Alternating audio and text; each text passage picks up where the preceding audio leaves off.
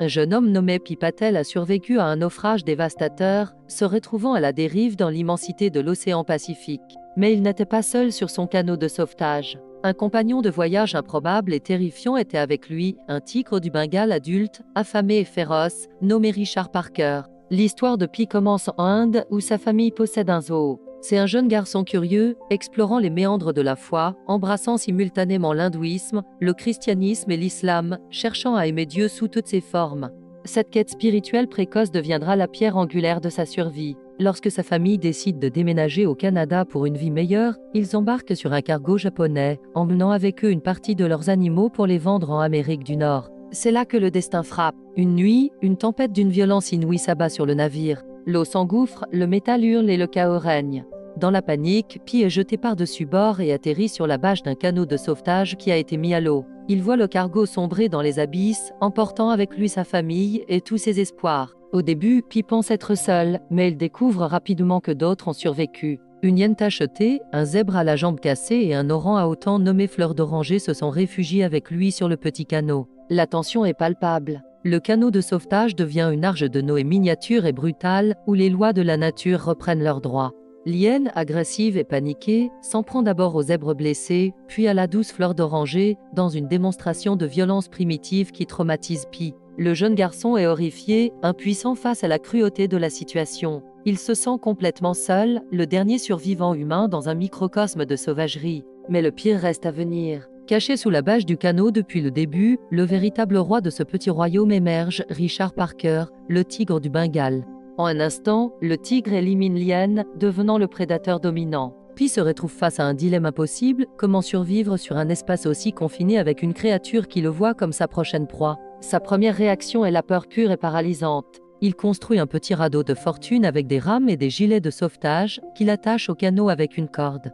Ce radeau fragile devient son refuge, une zone tampon précaire entre lui et les crocs du tigre. Il passe ses nuits sur cette embarcation instable, tremblant de froid et de peur, tandis que le tigre occupe le canot. Mais Pi réalise vite que cette séparation ne peut pas durer. Les ressources sont limitées, et pour survivre, il doit trouver un moyen de coexister avec Richard Parker. Il doit établir une forme de domination. En utilisant les rations de survie trouvés à bord des biscuits et de l'eau en conserve, il commence à nourrir le tigre. Il utilise un sifflet qu'il a trouvé pour conditionner l'animal, associant le son strident à la nourriture. C'est un jeu dangereux, un dressage psychologique où la moindre erreur pourrait lui être fatale. Chaque jour devient une lutte contre la faim, la soif, le soleil brûlant et le désespoir qui le ronge. Mais c'est aussi une lutte pour établir son territoire sur le canot. Lentement, prudemment, il conditionne le tigre à accepter sa présence, marquant une petite partie du bateau comme étant la sienne. La présence de Richard Parker, bien que terrifiante, donne paradoxalement un but à Pi. Le nourrir, le surveiller, s'assurer qu'il ne meurt pas de faim ou de soif, tout cela occupe son esprit et l'empêche de sombrer dans la folie. Le tigre devient sa routine, sa responsabilité, sa raison de se lever chaque matin. Il doit rester alerte, intelligent et plein de ressources pour ne pas finir en repas.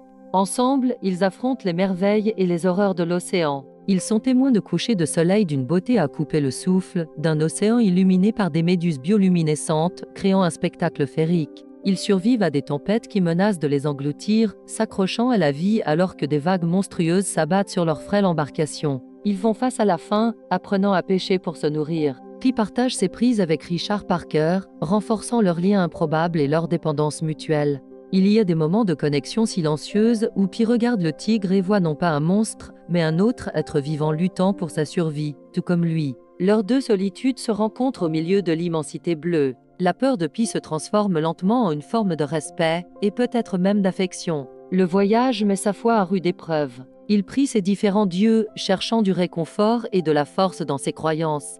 Parfois, il se sent abandonné, criant sa rage et son désespoir vers le ciel vide. D'autres fois, il voit la main de Dieu dans la beauté stupéfiante de la nature qui l'entoure. Après des mois d'errance, épuisés et au bord de la famine, ils échouent sur une île étrange et luxuriante, peuplée de milliers de suricates. L'île semble être un paradis, une oasis de vie au milieu de l'océan. Elle offre de l'eau douce et une nourriture abondante. Pi et Richard Parker reprennent des forces. Le tigre disparaît dans la jungle pendant la journée pour chasser, et Pi explore ce nouvel environnement. Mais ce paradis cache un secret sinistre. La nuit, l'île se transforme. Pi découvre que les étangs d'eau douce deviennent acides, digérant tout ce qui s'y trouve.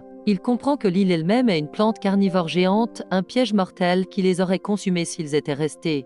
Avec une urgence renouvelée, Pi rassemble des provisions, fait remonter Richard Parker sur le canot, et ils reprennent la mer, choisissant l'incertitude de l'océan plutôt que la certitude d'une mort lente sur l'île. Leur odyssée continue, une routine de survie gravée dans leur chair et leur esprit. Ils sont devenus une équipe, un duo improbable uni par l'adversité. Finalement, après 227 jours à la dérive, le canot de sauvetage s'échoue sur une plage au Mexique. La civilisation, le salut. Pi est faible, à peine capable de bouger. Il s'effondre sur le sable, épuisé mais vivant.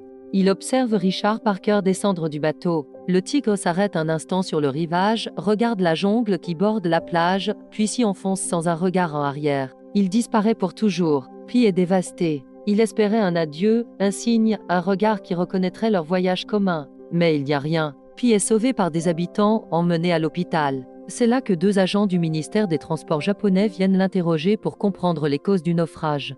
Pi leur raconte son histoire incroyable, le zèbre, l'orang à autant, l'hyène et bien sûr, le tigre Richard Parker. Les agents sont sceptiques. Ils trouvent son récit trop fantastique, impossible à croire. Ils lui demandent une histoire plus simple, sans animaux. Alors, Pi leur raconte une deuxième histoire. Une histoire beaucoup plus sombre et plus plausible. Dans cette version, les survivants sur le canot ne sont pas des animaux, mais des humains sa mère, un marin brutal et un jeune matelot blessé. Le marin, pour survivre, commet l'impensable, se comportant avec une cruauté qui reflète celle de l'hyène. La mère de Pi, comme Laurent a autant, essaie de le défendre et est tuée. Et Pi, pour survivre, doit faire face à l'horreur et libérer une part de sauvagerie en lui, devenant le tigre pour vaincre le marin. Les agents japonais sont choqués et horrifiés par cette deuxième version. Entre les 2 histoires, celle avec les animaux et celle sans, ils choisissent de croire la première. Elle est plus belle, plus facile à accepter. L'histoire avec le tigre. L'histoire de Pi soulève une question profonde, laquelle des 2 est la vraie? Est-ce un conte de fées sur une amitié impossible entre un garçon et un tigre? Ou est-ce une allégorie brutale de la nature humaine, où les animaux ne sont que des métaphores pour les actes les plus sombres que les hommes peuvent connaître pour survivre? Peut-être que Richard Parker n'était que la part sauvage de Pi lui-même, la férocité dont il a eu besoin pour endurer l'inimaginable et survivre à la perte de sa famille et à la brutalité de la situation. L'histoire nous laisse avec cette question, nous demandant ce que nous choisissons de croire. C'est un conte sur la force de la foi, non pas seulement en Dieu, mais dans le pouvoir des histoires que nous nous racontons pour donner un sens à nos vies et surmonter les épreuves les plus terribles. Pour plus de récits captivants, abonnez-vous à Résumé de Movie.